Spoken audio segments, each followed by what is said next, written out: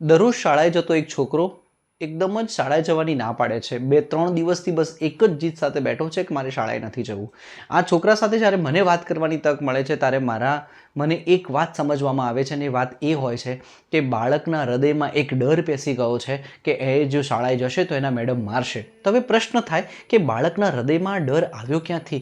બાળક સાથે જ્યારે મેં વિશેષ ચર્ચા કરી ત્યારે મને ખબર પડી કે ઘરના જ લોકોએ આ ડર નાખવા માટેનો મોટો જ હાથ એમનો હતો.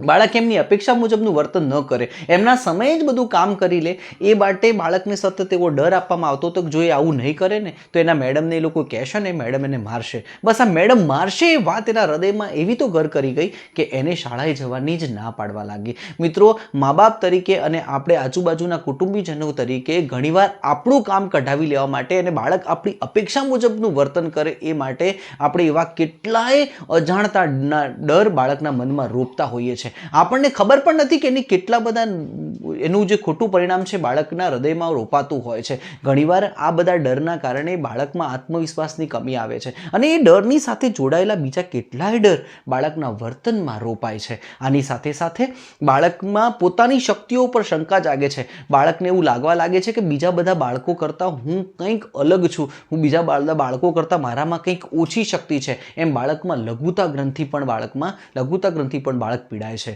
તો હવે આપણે નક્કી કરવું પડે કે ખાલી આપણું કામ કઢાવી લેવું છે કે બાળકના વ્યક્તિત્વને પણ નુકસાન કરવું છે.